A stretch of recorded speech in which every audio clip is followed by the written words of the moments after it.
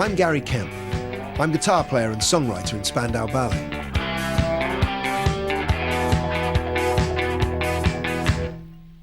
In our early years, we were part of the new romantic movement. It was playful, androgynous, and influential on that dawning decade of style, the 1980s. I'm also an actor on stage and screen. But there's something you might not know about me. I have a passion for the musician and man who stood beside David Bowie in the early 70s, Mick Ronson.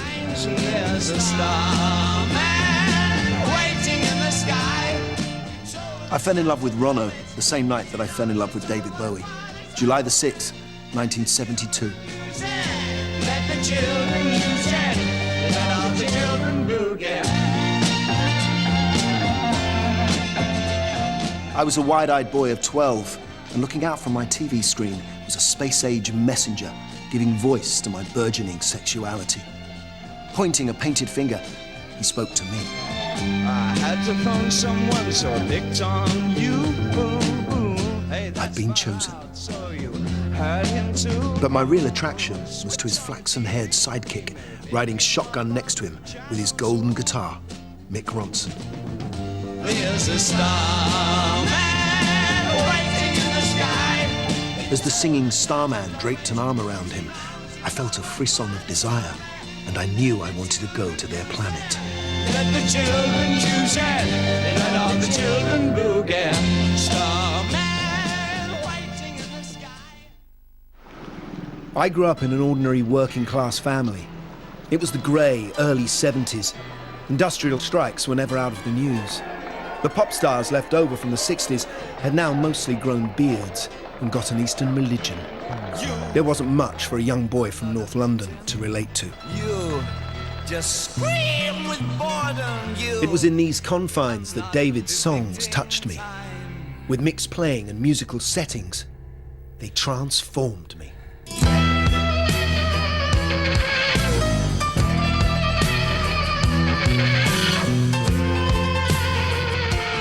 Mick Ronson Gibson Les pulverized me and countless other kids into ecstasy. He's the reason I picked up the guitar. David had all the cocksure swagger, but Mick had the emotion. It was full of yearning and passion and frustration, triumph even. It was the sound of my adolescent heart, captured on vinyl.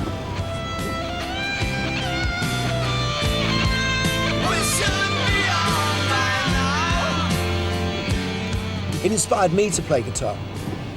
So I've come to Hull because I want to know who inspired Mick and why did he want to become a rock star.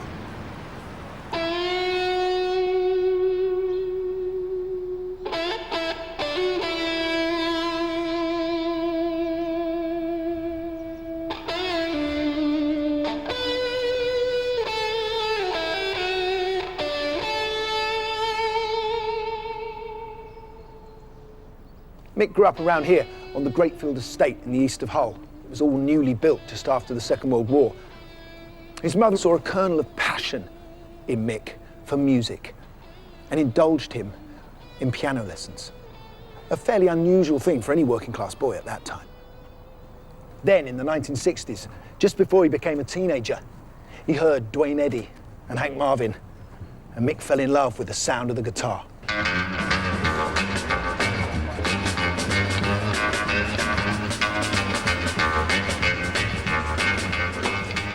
The electric guitar, possibly the greatest weapon ever given to the working classes. And the most iconic of all of those electric guitars was the Gibson Les Paul.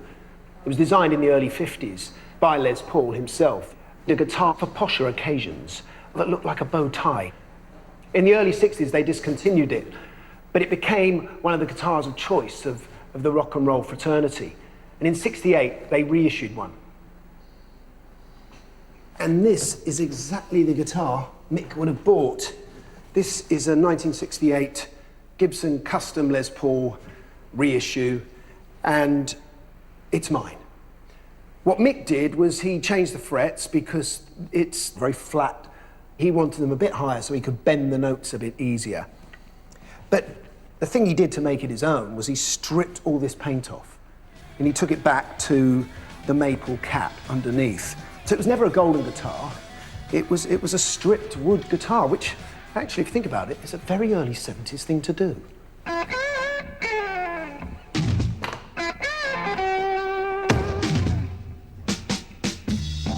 Before Mick was the leader of Bowie's Spiders from Mars, he was one of the Rats from Hull, local heroes in the late 60s. Though Mick's Gibson Les Paul would change our lives, it first changed his. When I was young, I was really quite shy, you know, and a very nervous sort of kid. But when you get a guitar in your hand or you're playing, somehow you're this other person. All that seems to leave you somehow. I think I used to get rid of a lot of anger and frustration by playing loud and heavy, you know. Back then, Mick didn't know he was soon to meet the man who would become one of the greatest pop stars of all time. This is ground control to Major Tom. David Bowie, even in his early career, was constantly morphing his identity. The papers want to know whose shirts you wear. And in the first month of the 1970s, he decided he wanted to make his music heavy and loud. Rat's drummer, John Cambridge, had left the band and was working with David in London. I'm sort of saying to David, well, I know a good guitarist in Hull, Mick Ronson, and they were sort of shugging me off, saying, yeah, OK, John, you know. I said, look, I'm going back to Hull. Do you want me to bring this guy out with us? You've nothing to lose, just try him. Yeah, OK, John, bring him. John took me to the spot where he tried to persuade Mick to audition for David. So I came back, and then I had to get in touch with Mick. He was working for the council. He used to be a gardener, Mick. And so I went to this hut and I said, where's Mick? And they said, oh, he's working on so-and-so, so-and-so. Right, so I got him a car. And it was like this, completely empty. And Mick was just in the sort of like distance, and I'm shouting out, Mick! And he stops and he's creosoting the field. And so I'm walking along with him, you know, as I was walking along, you know. Do you want us to walk along? Yeah. So he's walking along, and I'm like where you are, and I'm saying, Mick, there's this guy in London, David Bowie, he needs a guitarist. He didn't stop, and anybody else, if you was a joiner with a piece of wood, you'd stop, but Mick was just carried on walking. I said, he wants a guitarist. And, oh, no, I'm not doing that. Oh, Mick, you've got to come down. You've got to get... No. So I'm pestering. We nearly did all the pitch, nearly matched all the pitch until he finally said, OK. And I said, I'm going back to London, you know, so-and-so, so-and-so. So Mick came with me, got his guitar and went in me Hillman Minx at the time, and away we went. I find it incredible because if you hadn't have found where he was that day and gone back, maybe I wouldn't have taken up guitar. Maybe hundreds of guitar players wouldn't have taken up guitar. It was on Tuesday, the 31st of January 1970, that John Cambridge persuaded Mick to quit his job and come back down with him to London. 3 days later, on the Friday, John brought Mick here to where the legendary Marquee Club once stood in Soho to watch David and his band do a gig. Later on, when the gig was over and the club was empty, Mick auditioned for David. The pressure was on Mick to deliver. And deliver he did. And soon they were making their first album together, The Man Who Sold the World.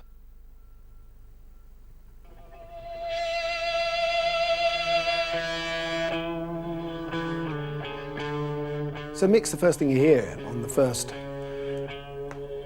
album that he made with David. Sort of feedback. I mean, the Beatles were dead, Zeppelin was happening, prog rock was about to start. So I think David was having a go at that. And of course, Mick was the ideal person. Mick had begun to be taken into Bowie's musical world, but now this quiet, honest, and somewhat ordinary lad from Hull was about to be drawn into Bowie's more risque, bohemian lifestyle.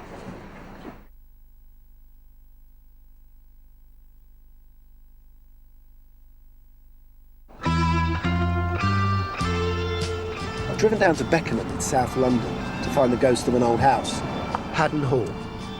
In 1970, it was Bowie's HQ, his court, his Graceland. And it's here that he brought Mick, introduced him to his creative coterie. It's not really the sort of place you'd imagine the decadence of glam rock to be invented in. It's very leafy lanes, suburbia. In fact, Enid Blyton lived just down the road.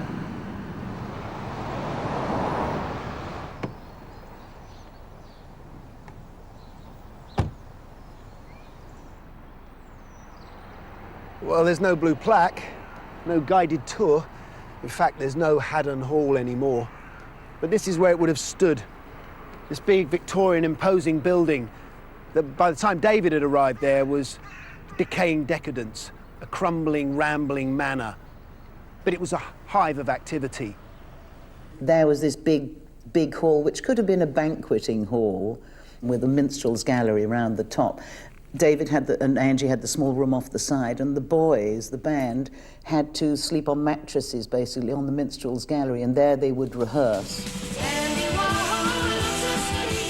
One of David's girlfriends, singer and actress Dana Gillespie, was a frequent visitor. I'm fascinated by Haddon Hall. It's taken on this kind of mythology now. Was it fair to say that it was a sort of hippie commune, or was this a great place of work? It was all productive in a weird way. I mean, if you sat in where David and Angie slept, he would always be surrounded on the big bed with bits of paper and strumming his guitar, writing down ideas. I was still very much trying to find who I was, and electric music was appealing to me more and more, especially the heavier kind of guitar-oriented things. Mick came from Hull, and was very down-to-earth. But when I first heard him play, I thought, oh, he is fantastic, this kid is great. And so I sort of hoodwinked him into working with him. The first impressions of David was like, he was quite a giving sort of person, a very kind person. And also you knew he was going to be, you weren't here messing about, he was going to be somebody, I was always closest of all with Ronno. He was a quiet man, very good-looking man, very strong Hull accent, which I can't do. He had the longest eyelashes that should be illegal on a man and given to a woman. Your face to face with the man who sold the world. Someone else who came to know Mick and David well when she recorded their song, The Man Who Sold the World, was Lulu. I stood in the studio, they played live, and there was a lot of collaboration between Mick and David. For me, Mick was quiet. Stood at the back and supported David. Mick was a great rock and roll guitarist. And that really gave a lot of weight to David's music. Like a diamond, when it's beautiful on its own, but when it has a beautiful setting, the right setting, it really is on fire. Your face to face with the man who sold the world. But Mick and David's own LP, The Man Who Sold the World, didn't sell many copies, and in 1971, Mick, disheartened, returned to Hull.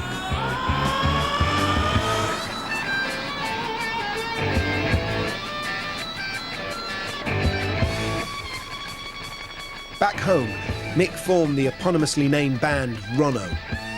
Dominated by his Gibson Les Paul, Mick took the sound of the Bowie album further into pure heavy metal.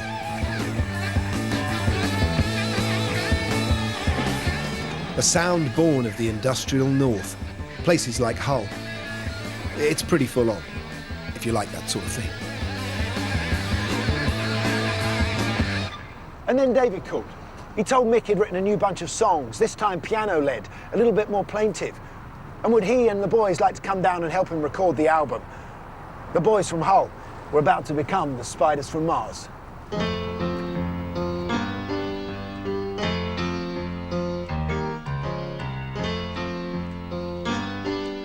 Wow, Hunky Dory, that album, I just was blown away.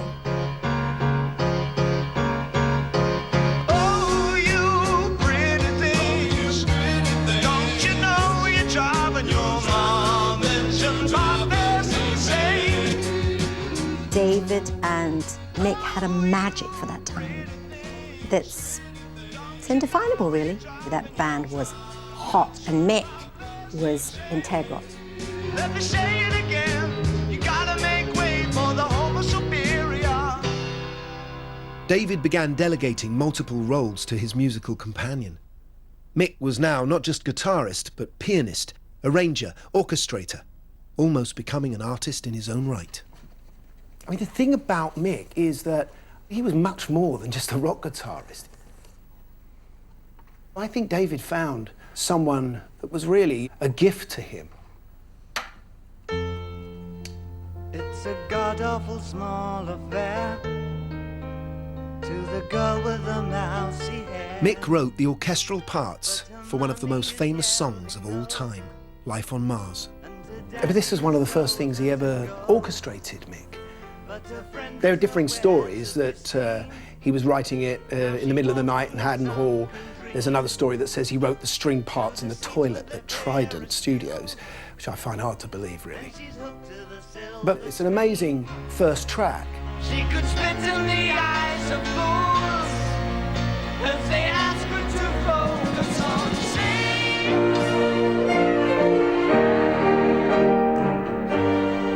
But what would someone from the classical world think of Mick's orchestrations? I asked renowned conductor Charles Hazelwood, who brought a string section along with him. It's incredibly accomplished. That's what I'm wondering. Did he have any training? Piano and a bit of violin, and he did, but he was a working class guy from Hull. And that's why I'm so impressed by what he achieves here, aren't you? I mean, Yeah. It's his ear, isn't it? Natural. Totally, it's his ear, but also an innate sense of taste. Never too much, never too little, just enough, the right amount. And that's his guitar playing. That's extraordinary. The cello stuff as well, that to me sounds like the kind of guitar parts he plays on songs that don't have strings on. You are so right. Let's pick up letter A, because this is a classic example of what you're talking about. This ought to be one of Mick Ronson's kind of trademark guitar lines, but instead it's in the lower strings. Ah. It's great, isn't it? Snaking its way up.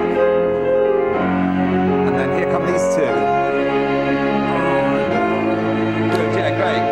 And what's really great also, the choice he makes to go from da, da, so it's in and it's out, and then suddenly it becomes much more sustained, like endless runs in music by great composers like Vivaldi or Corelli, which this track is full of. I think what Mick does is he services the song. He's not trying to overtake the song. I agree, even though a lot of what the strings are doing is like, look at me, but it's still not detracting from the track, it's only ever adding to the track. I agree with you, that's what makes him a great artist.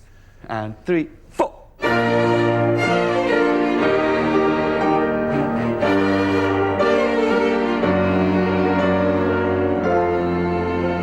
What I find beautiful and moving is that Mick is no longer with us, and yet he is, and that's the great thing about any artist, that their work lives on.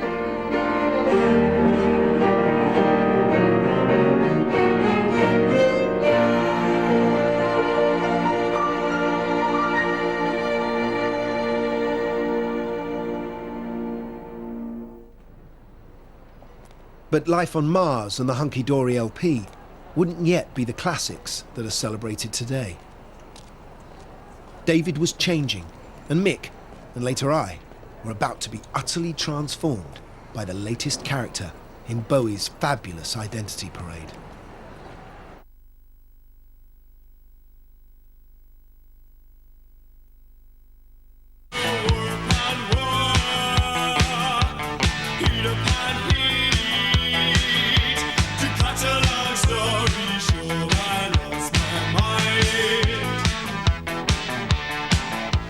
I'm at Soho's Trident Studios, where in 1980 I recorded my first single, to cut a long story short, with Spandau Ballet. But that might never have happened if it hadn't have been for the fact that almost a decade before then, David, Mick and the band came in here to record a new bunch of songs. A bunch of songs that were rockier, more New York influenced, songs that told a story. It would be an album that would change Mick and David's lives forever, and mine as well.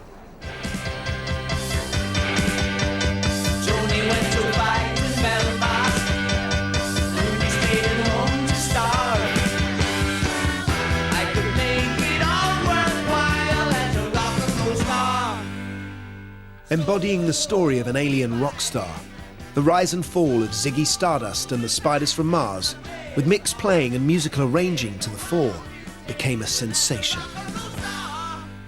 This was the photo session from Hedden Street, just above where this photo was taken.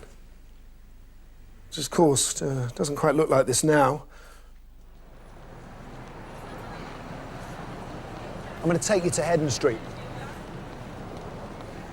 This is where, in early 1972, Ziggy Stardust first landed. In those days, I would have probably been chased away for scrawling Ziggy was here with a felt-tip marker on the wall. But now, there's a plaque in his honor. Ziggy was the ultimate messianic rock star. And with him, Bowie didn't just blur the lines between boys and girls, but between himself and his creation. Bowie was Ziggy come to save us. And I bought him hook, eyeliner, and haircut.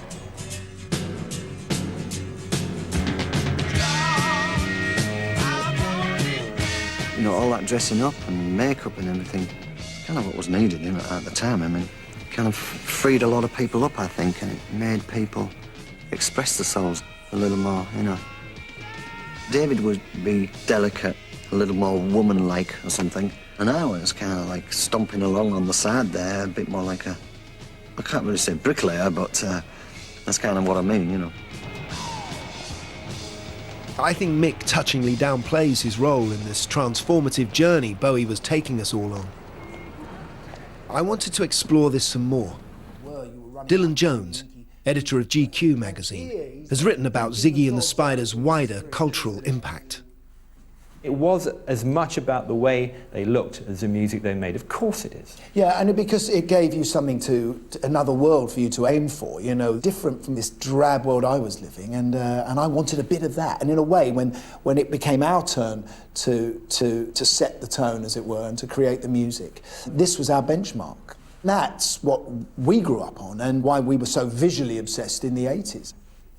I mean, this is on stage. He's got his hand draped around him. I kind of didn't know who I was sexually, I suppose, at 13. I remember, you know, suddenly I was rushing out after seeing this and buying stuff that was, you know, quite feminine. You know, bangles around my arms and scoop neck T-shirts, loon-type trousers, anything that I could get my hands on that sort of somehow was a little bit outrageous.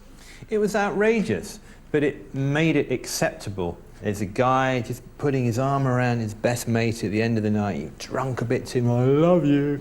Because think back to secondary modern school, 1972, tough playground. And it's like, I saw David Bowie on television last night and I thought he was great. That's a kind of bold thing to say, yeah. Right? Because it only takes somebody to go, and then it's a bundle, and it's this, and it's that. So this diffused it for lots of people and made it, yeah, I saw him. That was, yeah. Mick Ronson is the Trojan horse of Ziggy Stardust. There you are. I'm down, bet you now.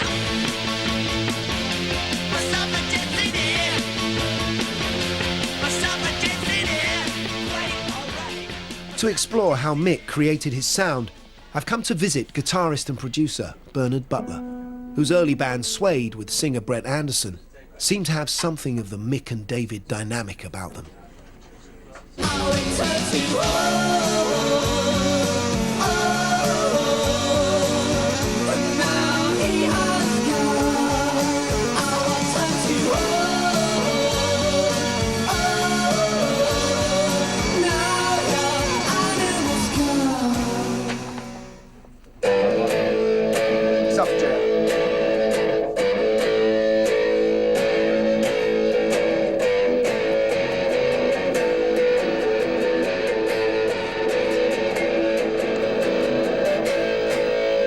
I mean, that sounds like Ronson, doesn't it? You know, it's that kind of throaty, growling sound, but it's that throaty sound that we all fell in love with as well, I fell in love with as a kid. It's big and bold, and it's quite dangerous. Basically, all I'm playing is, I don't know if you can hear that.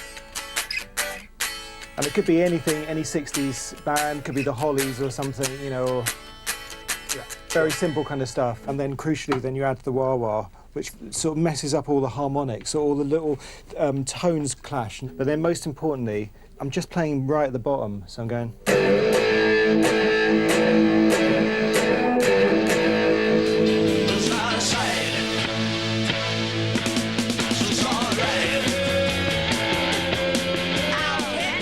Bowie had this lovely high thin voice which he used, especially on Ziggy. Yeah. And Mick's guitar doesn't touch those tones at all. It sits right underneath, doesn't it? Yeah, the way you fitted around between the high and the low, just the way he'd go from... You know, you might hear the low notes. That's right.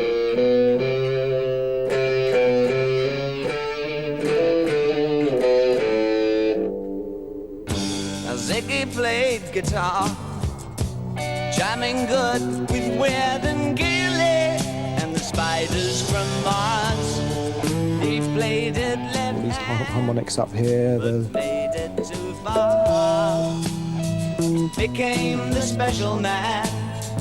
Then we were Ziggy's band. The sound is very emotional, very dramatic, very sentimental. I think to start doing all of that as a guitar player, you have to be a little bit brave, or just really emotional, really sensitive soul. While touring the Ziggy album in the US, the band began to record the follow-up, Aladdin Sane. It's a great image. This cover was shot by Duffy. Duffy went on and directed the Gold video for us. For Aladdin Sane, Mick stepped up to direct everything in the studio, fulfilling even more of David's wild visions. The quiet boy from Hull was now playing to a world stage. Time.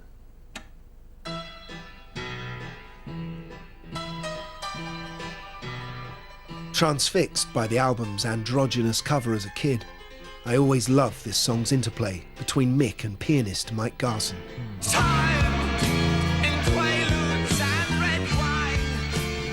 And I'm about to speak with Mike right now. Mike, it's such a pleasure to talk to you. I'm enjoying this very much already. Tell me about Mick. I've played with thousands of guitar players, both in jazz and rock, and he reached me the most.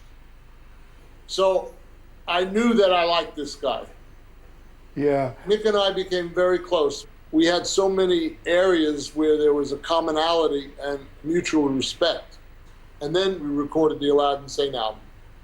So how did that work? I mean, I remember getting it as a kid and putting that on, and your piano is so distinctive. And yet the very keen shapes of the melody that Mick played, and the two seemed to really interact well together. Were you feeling that in the studio? Absolutely. Mick was the unsung hero. I mean, the way he arranged these tunes, and David knew just to lay back and let Mick do his thing. I think a good example of you two working together is maybe at the end of Time, his lead guitar. Over the top of what David and you are doing. I particularly love that moment.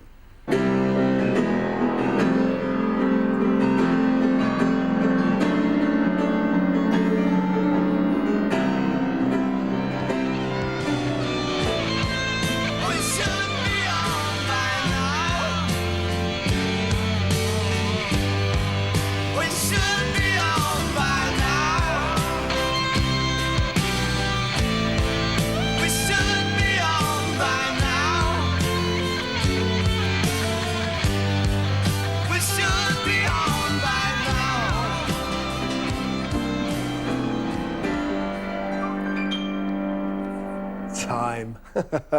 Thank you, sir. Yeah. You may have seen me, Mike, because I was out in the audience at that Hammersmith show. I was looking out there, so I probably saw you. I don't know that either of us looked the same then. Hammersmith Odeon, July the 3rd, 1973. My first date with David and Mick. This final night of the tour was filmed, frozen in time, if you like.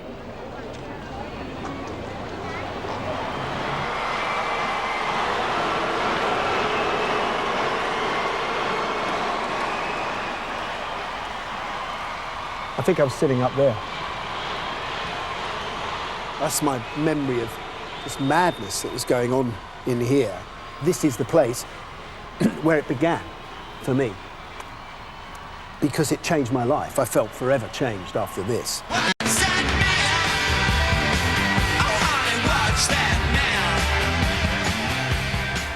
And of course, Ziggy was all about, you know, the Messiah coming to Earth to teach us something. And we were all willing to be pupils. It was almost religious, really. It was a sense of being at a life-changing event, you know. How could I ever go back to my mum and dad's house after this?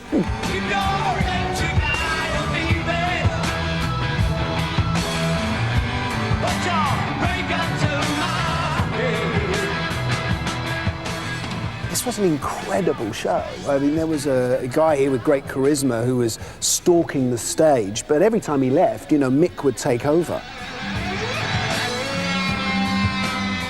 He was equal to David on stage.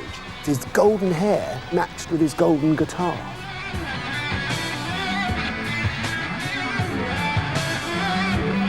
It was so sexual, and legs sprayed apart, guitar being held phallically, but no one had looked this outrageous. And the sound somehow felt like the scream from inside us.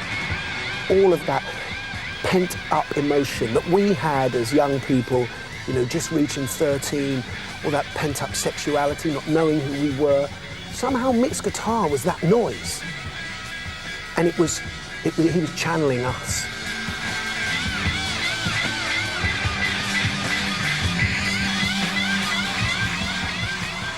But at the end of this tumultuous concert, Bowie bizarrely split the Spiders from Mars, effectively ending his partnership with Mick.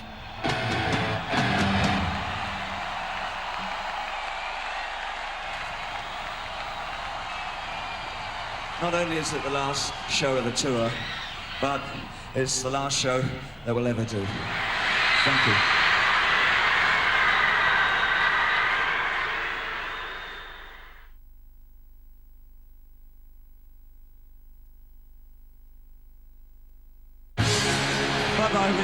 David Bowie had just announced he was killing Ziggy Stardust and splitting from my hero and his guitar man, Mick Ronson. It ended a 3-year run of albums and images that remain touchstones today. David had told Mick just a few weeks before about his desire to split the band, but the reality must have hit Mick pretty hard. We did a whole tour of England before we did this concert. Places were mobbed, screaming fans. I mean, it was great. I mean, it was a great tour. This last night, it was a great last night too. I mean, there's a lot of energy there. It was kind of pretty sad in some ways too, you know, because it was the end of that period, you know. Of all of the people, I felt most sorry for Ronno. It was painful. It was a bit like an amputation, in a way. You know, it's awful when suddenly somebody doesn't want you anymore. One of the things Bowie's done periodically is, you know, clean house. And, you know, we get a totally different set of musicians in. David felt that he had become too dependent on Mick. David could be quite ruthless, and Mick's style and approach would, I think, have tied it too much to the records that had gone before. And this is Mick's first solo album. What a beautiful cover. Something from a movie. It has all those wonderful elements of what glam was, you know, the theatricality and the word slaughter. That sounds very glam, doesn't it?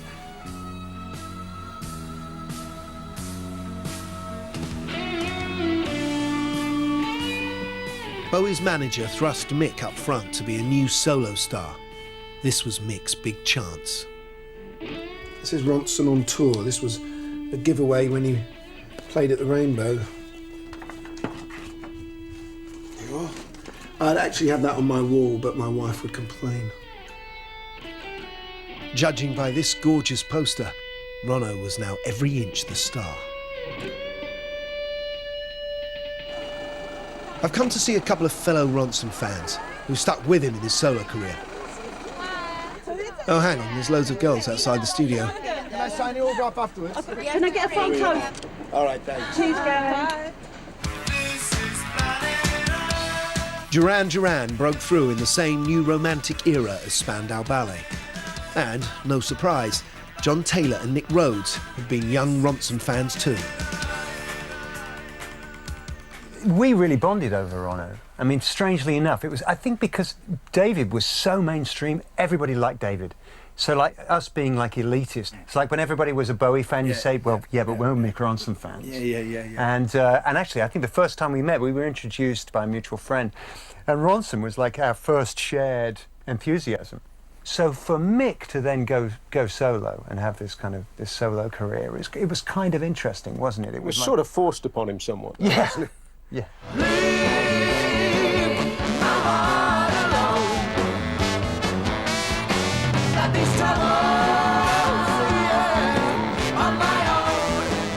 It was the first gig we went to see his tour. It was my first live gig. Expensive. Yeah. Expensive tickets, £1.25, front row. I was excited about Mick's solo career, and expectations for his success were high. It was almost as if it were a foregone conclusion that he was going to equal what David had done, and that he was as big a part of the whole thing, and he was going to be a massive star. It was almost like a curse in a way. People kept saying, can you give me something that sounds like the old Ziggy stuff, like the David Bowie? But he was not David Bowie. Mick had absolutely everything a great star requires, except one thing. I mean, he had the voice, he had the looks, he had the charisma, he had the musical imagination, he could sing, but the one thing he lacked was the ego. He didn't have the drive to dominate. To say he was one of rock's greatest second bananas is not to do him a disservice. It means he was one of the best guys at riding shotgun for other people.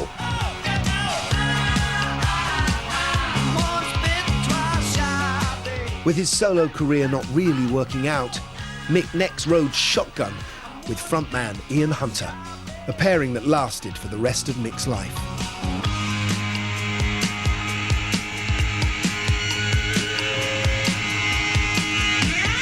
Even though it didn't really push musical boundaries, it was great fun.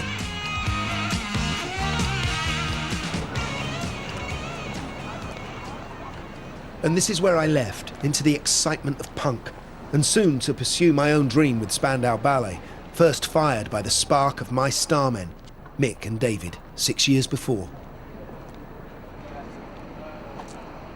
So this is where, in 1978, on a cold Tuesday night, I queued as a teenager and gave £3 to a young Welsh boy called Steve Strange. It was called a Bowie night, and downstairs was where the baton got passed to the new generation. It was where those teeny bopper kids who fell in love with Bowie and Mick on Starman decided to devise the next decade. Down here, the 80s started.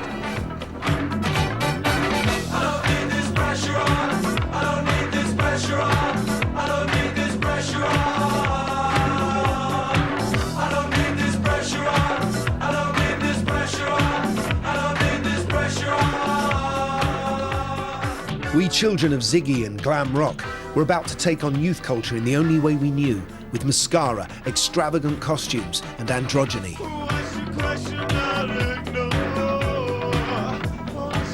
Mick had got married to Susie Fusi, who had been one of Bowie's Ziggy-era dressers. And by now he was working as producer for younger artists like the Rich Kids and Morrissey. But in 1992, aged 46, Mick was diagnosed with liver cancer. His wife, daughter, and musical friends rallied round.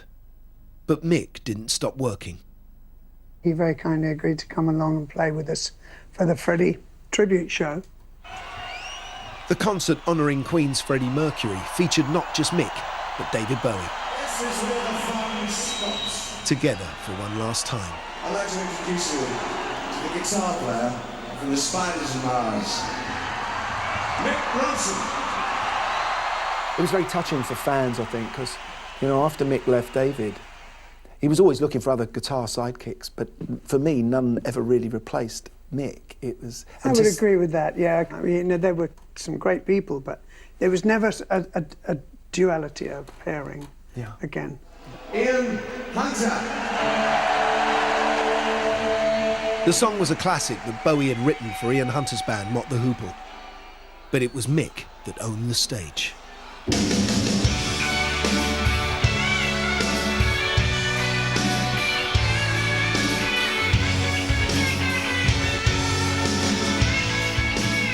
You can recognize Mick's playing immediately. His guitar playing is unique to him. He's the real deal.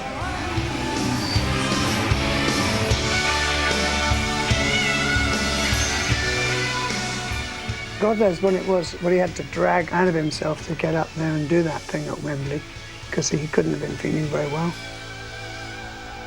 We did know that he was ill, but you know, you never expect somebody to just not be there suddenly.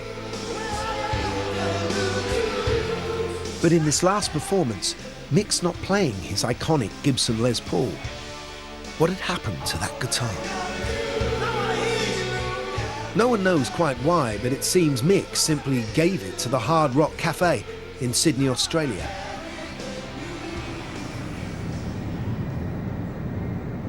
And I found out that Mick's guitar went on to change hands between collectors, commanding quite a price. I'm in the south of France and I'm on my way to Monaco because Mick's golden Les Paul guitar now resides here. It feels a long way, both geographically and spiritually, from home. I feel quite nervous about seeing it. It's something from my childhood. In fact, the last time I saw it, I was 14 years old. Gary. Simon. Lovely to meet you. Collector Simon Dolan is now the proud owner of Mick Ronson's famous Gibson Les Paul. So here she is. Wow. Can I? Oh, wow. It's connected to Mick, isn't it? This was so much his beast, his guitar that made him. But for me, it's what's so important is what's come out of here. The guitar solos on Time, the Ziggy Stardust riff, you know, all of those albums, the sound was played on this thing. I'd love a go on it, actually, but I feel... Do you know what? I'm going to leave you to it alone. Okay. All right.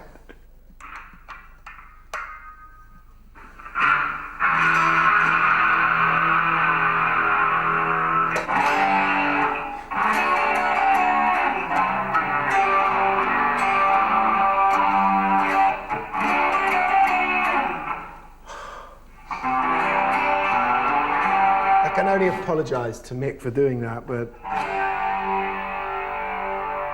Wow, you know, what a joy to do it, you know.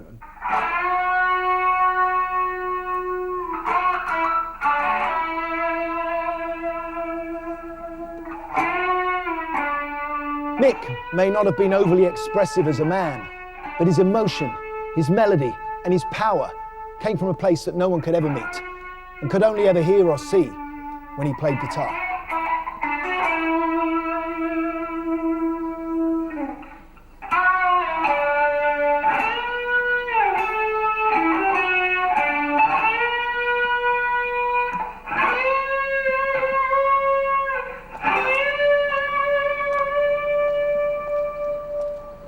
Not long after Mick's death, Hull City Council decided to erect this Mick Ronson Memorial Stage in his honour. It's modest and unassuming, not unlike the man himself. It's strange to think that if Mick hadn't have taken that call from Bowie and left Hull and gone back to London to stand by Ziggy's side, I and millions of others may never have heard or been inspired by Mick Ronson. In fact, the world may never have heard of David Bowie.